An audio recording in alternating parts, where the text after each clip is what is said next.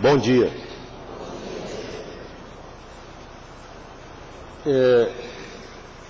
Eu já tenho 10 anos de Francisco de Assis. Aqui cheguei trazido um pouco pela dor, mas muito pela continuidade da doutrina que me foi passada quando era um petis de 6 anos. Aliás, nasci numa família espírita e agradeço todo dia a Deus a oportunidade que me deu dessa reencarnação poder assim estar. Mas uma pergunta que se faz a todos nós,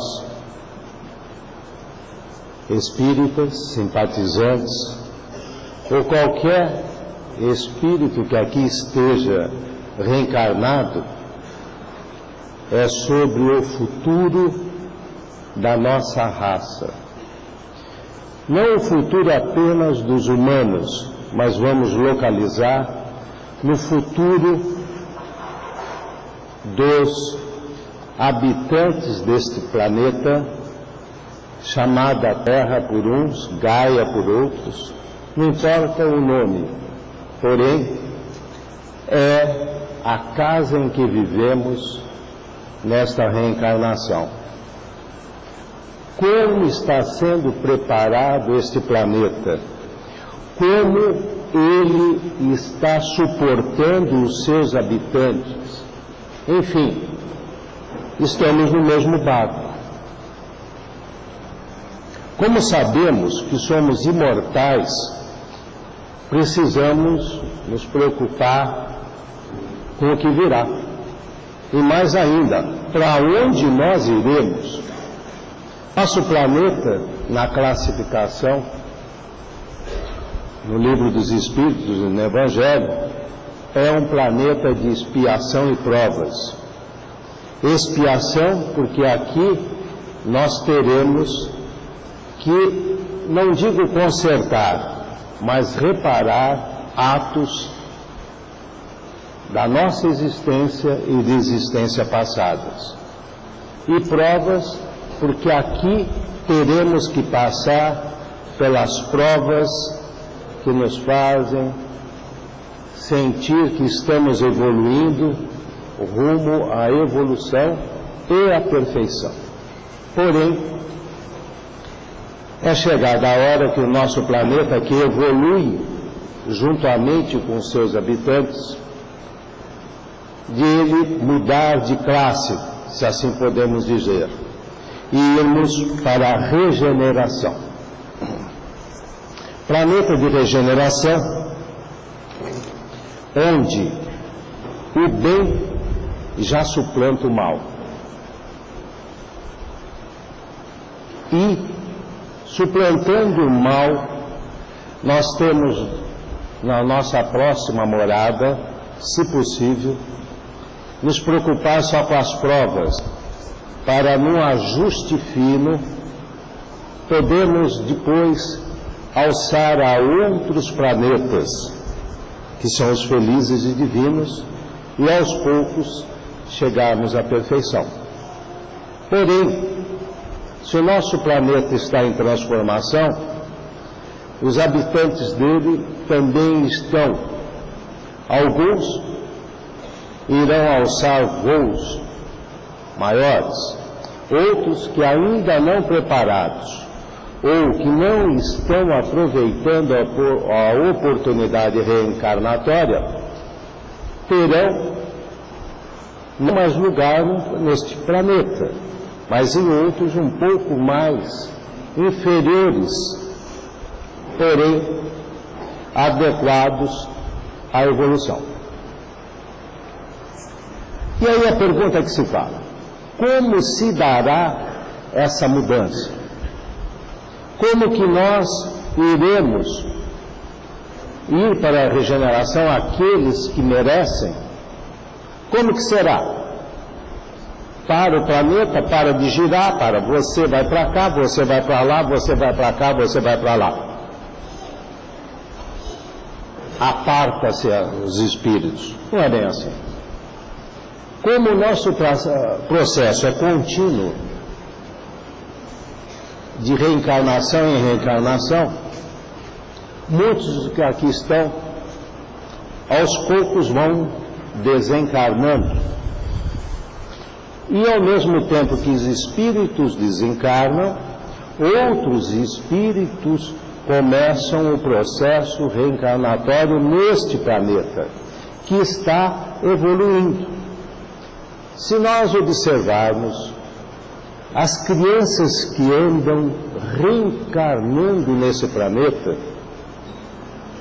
elas são completamente diferentes da época que eu nasci, há 60 e poucos anos.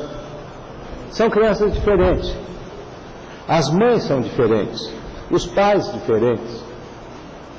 A própria concepção e o próprio parto e a luz daquela criança, o espírito que reencarna, a alma nova que aqui está, o jeito é diferente. A criança que está chegando agora, ela tem um novo jeito de ver as coisas, quer os pais aceitem ou não. São crianças novas. Como na minha época, quando aqui cheguei, reencarnado, eu era uma criança nova em relação às crianças que já tinham 60 anos já reencarnados. E isso faz parte de uma mecânica da evolução do planeta e do todo espírito como um todo. Aí já é o todo. As crianças que aqui estão chegando agora, elas já vêm com outras missões. Imanentes nela, já têm um passado, já andaram na senda do espiritismo, ou na senda espiritual, para ser mais fácil. E ela já tem uma nova noção do bem e do mal, já sabem mais.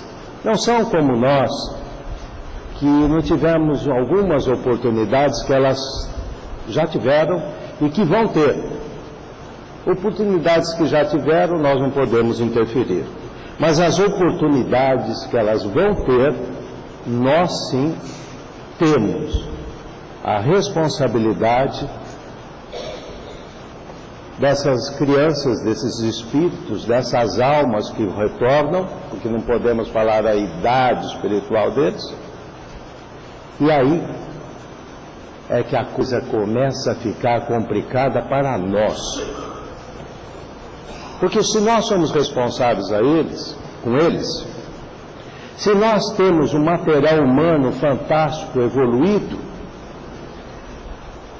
se a inteligência deles é melhor que a nossa, se a capacidade de aprender é melhor que a nossa, fica uma pergunta: aprender o quê? Desenvolver o quê? E a nossa responsabilidade tem que ser de aprender o melhor, serem melhores, mas ao mesmo tempo estarem suficientemente evoluídos para praticar o bem em toda a plenitude. Porque a própria Terra vai virar um planeta de regeneração. É a transformação.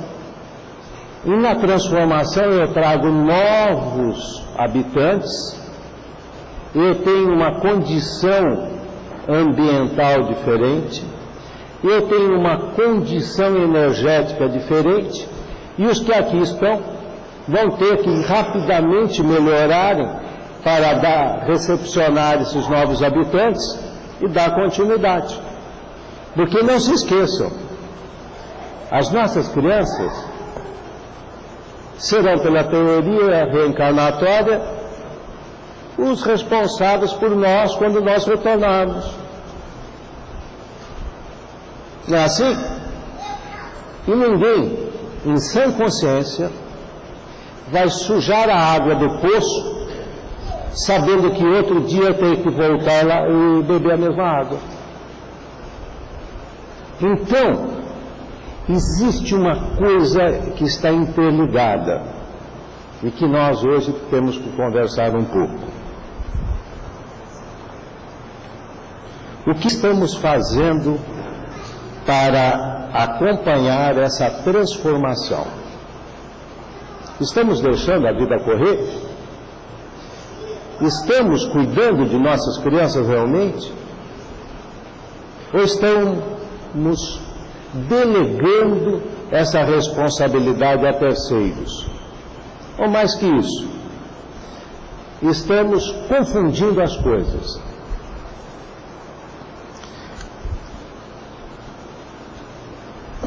Na pergunta 208 do Livro dos Espíritos, existe uma resposta que fala assim: temos que influir na educação dos filhos para que eles sejam educados para a vida. Não são nessas palavras textuais, mas fica mais fácil o entendimento. E aí, a gente tem que saber o que é educação. Alguns acham que educação é simplesmente o espírito, o indivíduo, ou a alma, ter uma boa escola, estudar bem, saber fazer bons cálculos de matemática, ter uma visão aprimorada da ciência e, com o seu cartucho ou o seu canudo na mão, ter um bom emprego. Ah, fulano é educado. Mas será que na escola que ele foi educado? Ele teve condições de absorver alguma coisa que fala de fraternidade, que fala de amor ao próximo? Será que ele conseguiu, desde quando ele começou a se entender como gente, se ele estava de acordo com os padrões de convivência com o do lado? Então a gente pode dizer que educação é um pouco mais que isso. Isso não é educação.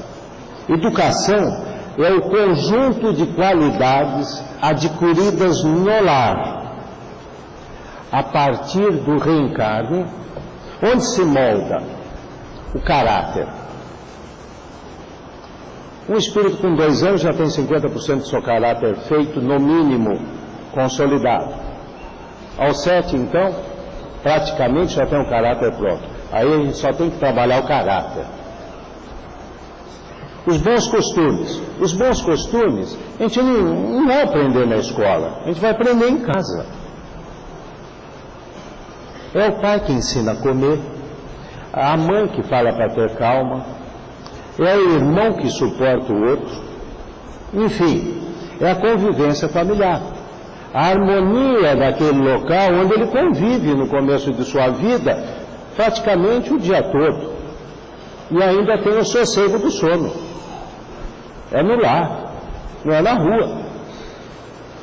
É no lar que ao voltar a criança vai ser indagada: e aí o que você fez lá fora? Ou antes de ser indagada já entra correndo pela papai, mamãe, aconteceu um negócio lá, o que eu faço? É lá no lar. É lá que começa a educação. É lá que nós aprendemos, se tivermos condições, de sermos doces, a doçura, de sermos afáveis, a afabilidade. Enfim, é lá que nós vamos ser mansos. É lá que a gente começa a aprender a amar aquele que está do nosso lado. É lá que a gente aprende o que é afeto. É lá que a gente aprende o que é carinho. Afeto e carinho que vão ser dados pelos outros.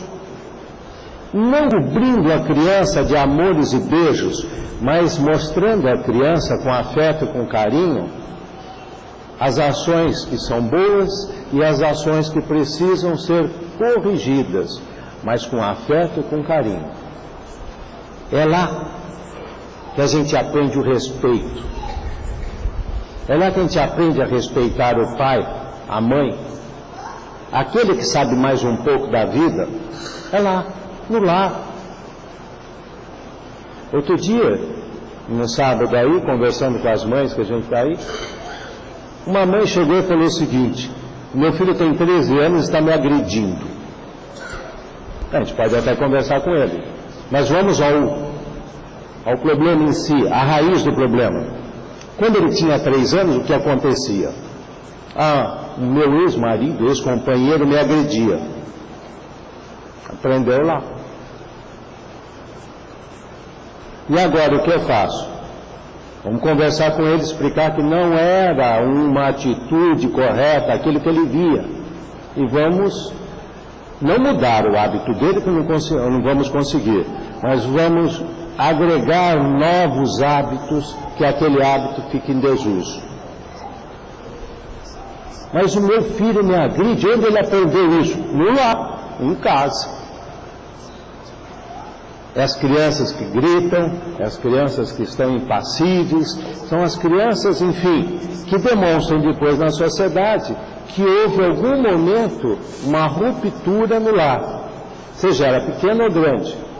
Então nós, responsáveis, pais, mães, avós, e aqueles solteiros, temos que refletir um pouco sobre isso, porque está em nossas mãos o futuro do planeta, dos seus habitantes, e lembrando que um dia nós vamos embora e vamos ter que retornar, se for permitido. E quem vai estar lá para nos dar as primeiras informações, a primeira educação? Aqueles que nós estamos educando agora. Por isso, vamos refletir um pouco. E sobre a educação, existe uma parte muito fantástica no lar de cada um. A gente tem que ensinar as crianças, lembrar as crianças. Nós temos que acender aquela luz fantástica que tem dentro de cada um, que é o amor a Deus. Que muitas das vezes ele está apagadinho, e nós não conseguimos que essas crianças sejam despertadas para esse sentimento tão nobre, que não é só amar a Deus, mas é o único sentimento de adoração, porque nós adoramos a Deus, porque Ele está acima de qualquer coisa que nós conhecemos. Falada da educação, nós vamos falar da instrução e ciência. Instrução é aprender, ciência, praticar alguma coisa. Então, eu posso falar que adquire-se nas escolas e nos locais de ensino instrução e ciência. O que é isso aí? É a discussão da ciência. O que é ciência? É a observação. Nós vamos observar a natureza. Observar. Tem muita gente que chega e fala assim: estudar é difícil. Tem outros que no lar, quando a criança está muito agitada, vai de castigo, vai estudar. Estudar, castigo estudar, não. Estudar não é pegar no livro. Estudar é a observação, sistemática ou não, e depois iremos falar da natureza, do que está acontecendo ao nosso redor. Nós temos que saber por que o ventilador roda. Ele roda por quê? Porque ele quer fazer vento? Ele não quer nada. É todo um processo físico que a gente consegue pegar a própria energia, de um jeito ou de outro colocá-la em função e bem-estar nosso. Para isso teve ciência. Se a gente está descobrindo a natureza e usando a natureza em nosso benefício, nós estamos observando. E as crianças, quando vão para a escola, elas têm que aprender lá, primeira coisa, observar a natureza. Para observar, elas têm que receber uma série de informações. as ferramentas, seja em matemática, seja em física, química, português, para conseguir se comunicar. N matérias lá que eles vão aprender. Como que eles vão conviver entre eles para melhorar. Aí, de posse dessas ferramentas, elas vão entender o ambiente que vivem. Entender o ambiente que vive vai um pouco além de saber que a rua tem asfalto. Vai. E esse ambiente, o que ele faz por mim? O que eu tenho que fazer para tratá-lo bem, o ambiente, quer dizer, a natureza, para que a natureza não se volte contra mim. Isso é instrução. Tem que enxergar filosoficamente o universo, saber por que existe isso e filosoficamente utilizá-lo de maneira racional, onde eu já começo a pensar um pouco mais, e só meu espírito. A criança tem que aprender isso. Se nós não aprendemos, vamos ter que aprender rapidamente, porque ela vai perguntar para a gente. Quando ela chegar em casa, ela vai falar, na escola aprendi isso, o que acha? Não sei, vou pegar num livro para ver. Ah, responsabilidade. Ah, mas eu não consigo alcançar a criança. No mínimo, vai ter que encaminhá-la. E a instrução também leva a gente a aplicar os conhecimentos. Você vai para a escola, tal, chega uma hora, você tem umas conhecimentos e você tem que aplicar aqueles conhecimentos. Em física, a gente pode medir velocidade, massa, efeito, vetor, e eu posso dar uma faca, um punhal para uma criança, e ela vai saber exatamente a força que ela pode aplicar para esse punhal perfurar o coração de um outro. Como também ela pode saber a força que ela vai usar para aquele punhal ou faca estabelecer uma transformação em qualquer pedaço da natureza que vai produzir um efeito positivo.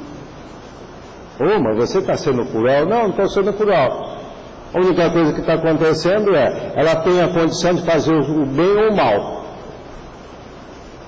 E nessa hora que ela tem toda a ferramenta à sua mão, começa a ficar complicado a utilização da instrução. Porque ela tem que transformar e produzir, e não em destruir. Nessa hora, ela recorda da outra parte, da educação. Ela começa a ter alguma noção de limites. Mas eu posso fazer isso, mas eu não vou fazer. É contra o que eu aprendi no meu lar. Olha a importância do lar. E se não teve nada que aprendeu no lar, fica numa situação que tudo pode, que tudo acha que pode, e começa a desprezar o próximo. Nessa continuidade, nós temos então moral evangélica. Moral e evangélica. O que é isso? É a religião. Pratica-se em todas as oportunidades. As casas de Deus. O Francisco de Assis é uma casa de Deus? É. E a Assembleia de Deus? É. E o centro lá, que pratica outra doutrina parecida, como Umbanda, Candomblé? É. E a Igreja Católica? É. E a congregação? É. E na sinagoga? É.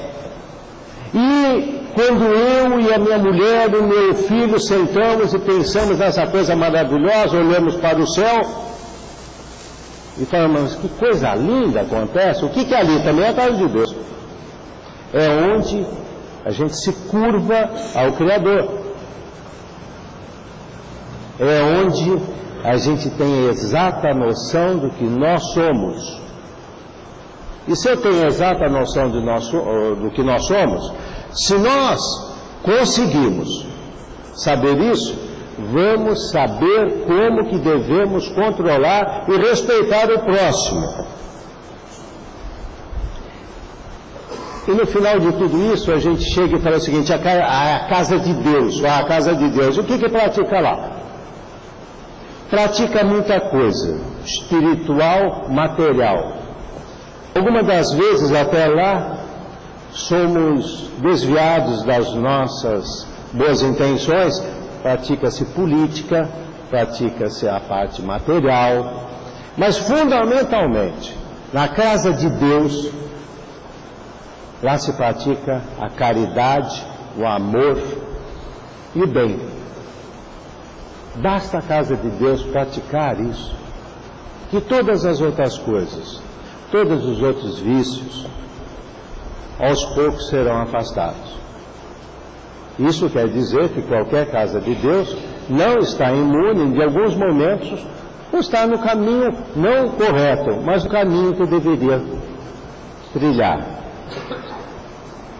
E a moral evangélica, ela nos leva à discussão dos princípios da ciência, filosofia e religião. Aí eu entro um pouquinho, puxo a brasa para nós, né? Doutrina espírita é em cima de ciência, estudar a natureza. Filosofia, o que fazer com o que eu aprendi. Não adianta estudar a natureza e não saber que o sal, cloreto de sódio, serve só para botar na água lá e ficar salgado. Eu quero saber quais são os efeitos daquela água salgada. Vai temperar a comida, eu posso usar esse cloreto para outras coisas, na parte de trabalho, na parte industrial. Eu posso salgar couro, eu posso usar como medicamento. E filosoficamente eu tenho que saber como que eu vou trabalhar isso. Por que eu tenho que fazer essas coisas? Filosofia tem muito de porquê. Encontrar respostas que não são respostas definitivas. Porque a ciência, ela tem a verdade verdadeira até que tenha outra melhor. Na filosofia eu uso essa verdade até que eu tenha uma verdade melhor. E de novo, eu fico refém do meu saber. E se eu não utilizar bem o meu saber, eu posso destruir muito mais do que produzir. E aí vem a parte da religião. O que a religião faz? Ela controla o espírito. Ela consegue que socialmente, que em grupos, nós não nos transformamos apenas em bandos de desmiolados. Porém, nós vamos ter que respeitar a liberdade do outro, nós temos que respeitar o outro, sermos tolerantes, sermos pacientes, sermos indulgentes. E mais que isso, sermos humildes. Porque todos nós estamos no mesmo barco. Se achamos humildes, mas somos orgulhosos. Se achamos tremendamente não materialistas e somos egoístas. Ah, mas está falando todo mundo. Aí a questão agora é só o grau. Uns são mais que os outros. Mas no conjunto, não se esqueçam, nós somos filhos do Criador. E um dia seremos perfeitos.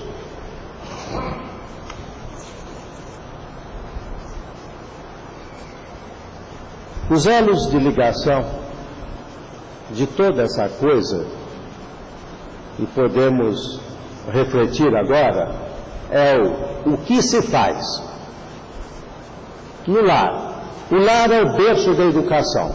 É lá que o indivíduo vai ser formado. Na escola, é a sede do saber transmitido. Porém, essa criança precisa aliar a instrução à educação. Nós, muitas das vezes, vemos pais fala assim: meu filho vai se dar bem na vida. Por quê?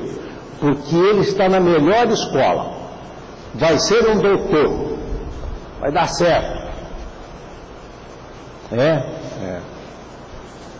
Aí no outro dia o filho chega e fala: pai, tudo bem? Tudo bem. Filho, como é que estão suas notas? 2. 2? Por que você não falou para mim? Semana passada você falou que tinha tirado 10. Ele falou: eu menti. Aí o filho fica olhando a cara do pai, esperando uma reação, que o pai fale alguma coisa a ele de bom. E o pai fala: mas quem te ensinou a mentir? E o filho fala: você, papai. Eu sou um excelente pai, um excelente executivo. Eu trago dinheiro para casa. Eu sustento você, dou comida, dou roupa, dou brinquedo, dou diversão. Não deixa sua mãe trabalhar para cuidar melhor de você. Você tem as melhores roupas e os melhores passeios. Como que eu te ensinei a mentir? Eu falei assim: porque ontem o cara tocou a campainha lá, e eu atendi, falei: eu quero falar com seu pai. Aí eu virei, cheguei: pai, tem um cara lá, fulano de tal, tá assim, tal. Fala para ele que eu não estou. Ali já ensinou, não é? Então, a educação complementa a instrução, porque a criança e o adolescente, ele começa a ter informações fora de casa, e ele vai sistematicamente, nesse momento, pegar as informações de fora de casa e checar com a educação que ele tem. Como ele fica em conflito do que ele escuta lá fora, do que ele escuta dentro de casa, ele é, vamos assim dizer, o menino do porquê. Pai, por que isso? Mãe, por que isso? Mãe, por que eu tenho que comer isso? Mãe, por que eu tenho que vestir isso? Mãe, por que eu não posso sair na rua? Pai, você vai me levar hoje na escola? Pai, a gente vai no jogo. E algumas vezes essa criança tem a ousadia no lar de perguntar: e aí, a gente nunca vai rezar?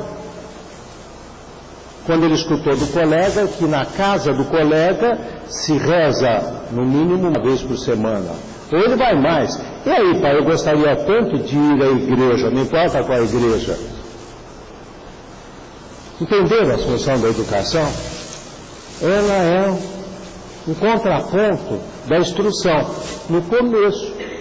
Mas nós, pais responsáveis, não podemos delegar à escola e aos professores a função nossa de educar.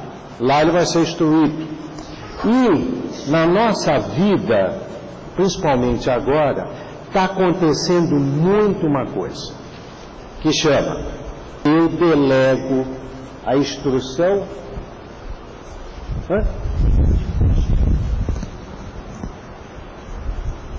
Espera um pouquinho.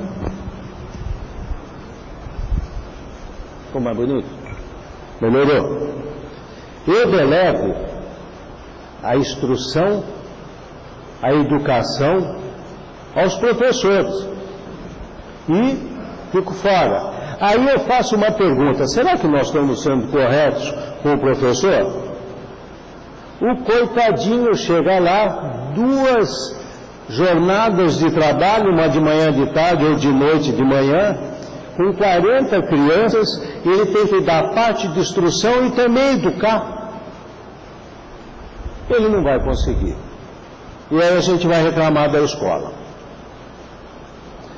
Eu tenho um exemplo fantástico que eu vi das mulheres de sábado que vêm aqui, que só tem mães, filho no colo até 10 anos. E tinha uma senhora que tinha 50 e poucos anos, que um dia sentou lá e começou a vir. Aí eu, com curiosidade, porque o centro não permite que mulheres que não tenham filhos ou netos fiquem lá. Perguntei para ela: por que você está aqui? Você tem que estar lá na palestra. Ela falou: sabe o que acontece? Eu sou empregada doméstica numa casa. Não vou falar onde. Mas era uma casa, pelo que ela falou, uma casa onde os recursos financeiros estavam até que sobrando. E eu estou impressionada com o rumo da coisa lá. Como? Mas vocês são empregada. Ela falou, só que as filhas e os filhos da minha patroa, eles estão perdidos.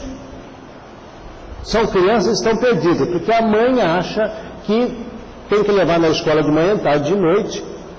E quando está ali, está na frente do videogame, e não conversa com eles. E eles também já estão na condição de um pouco orgulhosos. Algumas vezes até me distratam. Eu quero vir aqui aprender com vocês como é que a gente trata de criança para ver se eu melhoro um pouquinho aqueles lá.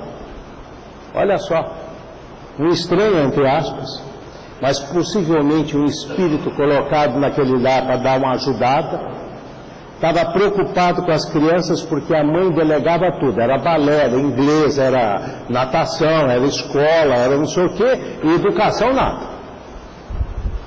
Vocês entenderam a situação que aos poucos o êxito material ou o desinteresse, ou mais que isso, a falta de preparo, leva a nós, pais e responsáveis, a abandonar um pouco das nossas missões. Porque não se esqueçam, pais e mães, a missão mais bonita que tem é a missão paterna e materna.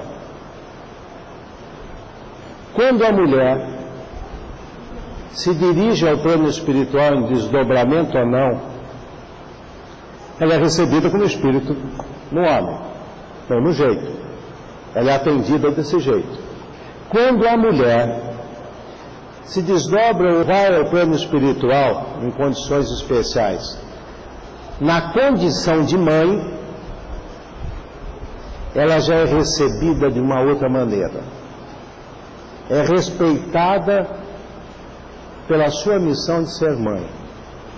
Missão tão importante, de fundamental interesse para a própria raça humana, que se não tivesse a função de mãe, a raça no período de 90 anos se extinguiria. Vocês já pensaram nisso? A função da mãe é fantástica, mas ela também tem que se preparar ao longo da vida para desempenhá-la. Não só a parte física da concepção e biologicamente dar um corpo àquele espírito, mas no acompanhamento dele. Os antigos diziam que ser mãe é carregar a criança na barriga 9 meses e na cabeça o resto da vida. Complicado, né? E aquelas que às vezes esquecem de carregar como deveriam, que é com a educação, esse peso fica maior. Só que às vezes a gente não percebe, só vai perceber na outra reencarnação. Aí, se eu falei do lar da escola, eu tenho que terminar falando da casa de Deus. O que a casa de Deus, completando, tem a ver com isso? Como é que ela vai interferir na educação e na instrução? É um local que se aprende a utilizar a educação acrescida da instrução para o progresso da humanidade. Opa, nós estávamos falando de indivíduos, de espíritos, de lar, de escola. Aí vem uma nova realidade, humanidade. Não adianta todos nós aqui estarmos imbuídos dos melhores das vontades, das intenções, se só esse povo aqui estiver imbuído. Eu quero saber como é que está o bairro, como é que está a cidade, como é que está o estado, como é que está a nação, como é que está o nosso mundo, como é que está a humanidade, sejam encarnados como desencarnados. É a responsabilidade global, é o meu próximo, Próximo. Quem que é esse próximo? É toda a humanidade menos eu. Bom isso aí, né? Será que nós estamos já preocupados e praticando o quê? Alguma coisa em benefício do progresso da humanidade? Para estar praticando, a gente tem que educar os que estão vindo, nos reeducarmos e começarmos a fazer ligações, comunicações entre nós. Jesus, perguntado qual seria o melhor ato, ele falou: amar ao próximo como a si mesmo. E antes, amar a Deus e amar ao próximo como a si mesmo. O que ele faz? Ele mostra que nós só vamos sair da condição que nós estamos, e podem vocês ficar felizes, em relação à condição que nós tínhamos lá atrás, já estamos melhores e temos que evoluir mais. Por isso que nós já podemos nos considerar felizes porque evoluímos. Mas temos que evoluir muito mais. Jesus mostra que só vamos tirar o egoísmo, o orgulho e todas as qualidades não boas quando nós praticarmos as qualidades boas: amor, caridade, afeto, benevolência, enfim. Quando todo mundo treinado puder olhar para o lado e falar: esse é meu irmão. Quando todo mundo conseguir perdoar a si mesmo e perdoar o próximo, e mais ainda, conseguir intuir ou influir no próximo que ele também deve perdoar a si mesmo, a você e a todos. Aí a gente fala: mas religião, ela consegue isso? Eu posso falar para vocês: a religião, bem compreendida, é o limite e a medida das coisas. Bem compreendida não é só bem estudada, mas também leva-se um conceito maior, que é bem praticada. Nós precisamos praticar muito bem a religião. Não importa a casa de Deus, importa que essa casa nos leve até Ele. É difícil isso? É fácil? Nós sabemos que a verdade de um não é a verdade do outro, mas sabemos também que a verdade dita, ela tem que ser anexada a outras verdades, e cada um tem que tirar o sentido próprio dessa verdade. Não aceitar verdades apenas, mas conhecer as verdades e refletir positivamente sobre essas verdades e aplicá-las e praticá-las sempre que possível e sempre que você acredite nelas. As crianças deste planeta que aqui estão reencarnadas, no futuro serão os homens e mulheres que conduzirão o destino desse planeta. E nessa época, nós seremos apenas as crianças que estão chegando neste planeta ou em outro, porque não se esqueça, o nosso planeta está em transformação e dele não sabemos se poderemos ficar ou não, que vai depender somente da nossa evolução. E a nossa evolução depende da vontade que nós queremos de mudar. Muito obrigado.